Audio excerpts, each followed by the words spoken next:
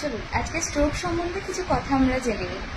অনেকেই এখন প্রায়শই শুনতে পাওয়া যায় যে মানুষটা হঠাৎ মারা গেছে স্ট্রোক হয়ে। তো এই স্ট্রোকটা কি, বা আমরা বাকি কিছু রোগের মতন এই স্ট্রোকটাকেও প্রতিরোধ করতে পারি। তো তার বা আমরা কিছু লক্ষণ থাকবে বা থাকে যেগুলো আমরা জানলে হয়তো সেই ব্যক্তিটি বা তিনি যে স্ট্রোকের দিকে এগোচ্ছেন সেটা আমরা আগে থেকেই বুঝতে পারবো, এবং সেটাকে আমরা চাইলেই যদি দ্রুত আমরা তার চিকিৎসার ব্যবস্থা করতে পারি তাহলে সেটাকে আমরা একটা মৃত্যুর মুখ থেকে হয়তো ঘুরিয়ে আনতে পারবো। তো সবার ফার্স্টেই জানতে হবে যে স্ট্রোকটা কি। স্ট্রোক হচ্ছে একটা মেডিকেল কন্ডিশন যেখানে হঠাৎ করে সাডেনলি আমাদের ব্রেনের ব্লাড ফ্লোটা ইন্টারাপ্ট হয়, বা হয়তো কোনো আমাদের ভেসেলস হয়তো রাপচার হয়ে যায়, ব্লাড ভেসেলস, তার ফলে, বা হয়তো কোনো আর্টারিতে ব্লক হয়ে যায়, তার জন্য আমাদের ব্রেনে ব্লাড সাপ্লাইটা কমে যায়। তো স্ট্রোকেরও দুরকম হয়, একটা ইসচেমিক স্ট্রোক, একটা হেমারেজিক স্ট্রোক, সেটা একটু অন্য ব্যাপার। কিন্তু আমাদের মেন জানতে হবে যে এই স্ট্রোকটা আমরা বুঝবো কী করে। কিছু লক্ষণ আছে যার মাধ্যমে আমরা বুঝতে পারবো যে এই পেশেন্টটি স্ট্রোকের দিকে এগোচ্ছে। তো তার জন্য আমাদের সহজ একটা কথা আছে মেডিকেল টার্মে, সেটা হচ্ছে বি ফাস্ট। তো এই বি ফার্স্টটা যদি আমরা মনে রাখতে পারি তাহলে আমরা খুব সহজেই বুঝতে পারবো এই লক্ষণগুলোর মধ্যে যে কোনো একটা যদি থাকে তাহলে সেই মানুষটা স্ট্রোকের দিকে এগোচ্ছে। তো সবার ফার্স্ট বি ফর ব্যালেন্স। কোনো মানুষের যদি ভারসাম্য হারিয়ে যায়, সে তার ঠিকঠাক ব্যালেন্সটা রাখতে পারছে না, বা হয়তো সে ঠিক করে দাঁড়াতে পারছে না, বা সে টলমলো খাচ্ছে। B for balance. এবার হচ্ছে ই ফর কি, আই। সে হয়তো চোখে ঝাপসা দেখছে বা ধোঁয়া ধোঁয়া দেখছে। অনেক সময় আমরা প্রায় অনেক এরকম দেখতে শুনি বা বলতে শুনি যে চোখটা একটু আবজা হয়ে যাচ্ছে বা চোখে অন্ধকার দেখছে। এটা অনেক সময় হাইপার টেনশনের পেশেন্টরাও বলে থাকেন বা ডায়াবেটিক পেশেন্টরাও বলে থাকেন। এর সাথে বি হলো, এবার হচ্ছে ফার্স্ট। এর ফর হচ্ছে আমাদের ফেস সে ঠিকঠাক ওপেন করতে পারছে কিনা, মানে মুখটা সে ঠিকঠাক খুলতে পারছে কিনা, বা কোনো একটা দিকের ফেস বেঁকে যাচ্ছে কিনা, বা সেটা either left side or right side, মানে বাঁ দিক বা ডান দিক যে কোনো একটা সাইডে তার মুখটা বেঁকে যাচ্ছে কিনা।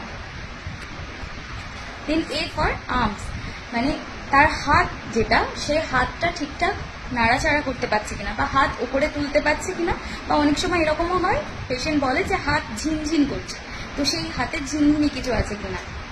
এবার হচ্ছে এস, স্পিচ, মানে এস ফর স্পিচ, তার কথাগুলো জড়িয়ে যাচ্ছে কিনা। অনেক সময় হয় কথা জড়িয়ে যায়, কথা বলতে পারছে না, তো তার স্পিচটা ঠিকঠাক আছে কিনা। And T for time. এই টাইমটা হচ্ছে আমাদের কাছে ভীষণ ভ্যালুয়েবল। 4 ঘন্টার সময়টাকে আমাদের গোল্ডেন আওয়ার্স বলা হয়। এই 4 ঘন্টার মধ্যে যদি আমরা কোনো একটি ব্যক্তিকে, যার মধ্যে এরকম সিমটমস আছে, তাকে যদি আমরা বর্ধমান মেডিকেল কলেজে পাঠাতে পারি তাহলে সেই ব্যক্তিটিকে সুস্থ হওয়া অনেক মানে সম্ভব ভীষণ। কারণ আমাদের এখন বিনামূল্যে সমস্ত জায়গায় নিউরোলজি ডিপার্টমেন্ট আছে, তো সেখানে যদি আমরা পেশেন্টকে পাঠাতে পারি তো আমরা অবশ্যই একজনের প্রাণ হয়তো আমরা বাঁচাতে পারি। তো যদি কোনো পেশেন্ট এরকম বা কোনো রাস্তাঘাটে কোনো ব্যক্তিকে এরকম যদি আমরা দেখতে পারি যে যাদের মধ্যে যে কোনো এই একটার মধ্যে কোনো একটা সিমটমস বা দুটো তিনটে লক্ষণ দেখতে পাওয়া যাচ্ছে, তো অবশ্যই তাকে আমরা চেষ্টা করব যে একটা বর্ধমান মেডিকেল কলেজ বা যে কোনো একটা মেডিকেল কলেজে পাঠাতে নিয়ারেস্ট। আর তার সাথে হচ্ছে এই রোগটা হবে না কেন, বাকি রোগের মতন যেরকম আমরা হাইপার টেনশন বলুন, ডায়াবেটিক বলুন, যেগুলো আমরা প্রতিরোধ করতে পারি, এই স্ট্রোকও কিন্তু আমরা প্রতিরোধ করতে পারি। তার জন্য খুব সামান্য কয়েকগুলো কাজ আমাদের মেনটেন করতে হবে। 30 বছর বয়স হয়ে গেলে প্রত্যেক বছরে অন্তত পক্ষে একবার প্রেশার এবং ব্লাড সুগার চেক করতে হবে। তার সাথে ডেলি নুন এবং চিনিটা আমাদের কমাতে হবে। আমাদের শরীরের সুগার এবং কোলেস্টেরলের ঠিকঠাক আছে কিনা সেটা একবার চেক করে নিতে হবে। তার সাথে হচ্ছে যে যেগুলো আমাদের অতিরিক্ত, আমরা যেগুলো এখন খুব বেশি পরিমাণে ফাস্টফুড খাই বা লবণ জাতীয় জিনিসগুলো, সল্টি ফুড যেগুলো খাই, বা প্যাকেট জাতীয় যে ফুডগুলো থাকে সেগুলো খাওয়াটা কমাতে হবে।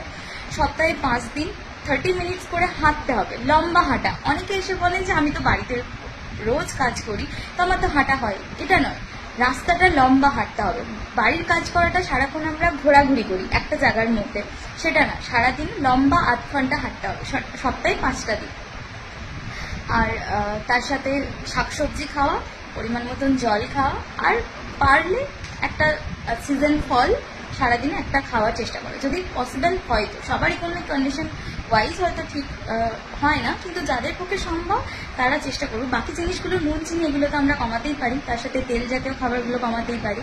এই মিনিমাম কিছু জিনিসগুলো মেনটেন করে চললেই আমরা স্ট্রোক বলুন, হাইপারটেনশন বলুন, ডায়াবেটিক বলুন, এই যে রোগগুলো আমরা অনেকটাই কমিয়ে ফেলতে পারি। এই জিনিসগুলো সবটাই আমাদের নিজেদের হাতেই আছে যে কিভাবে আমরা ভালো থাকতে পারি। ভালো থাকাটা অবশ্যই আমাদের হাতের উপর ডিপেন্ড করে।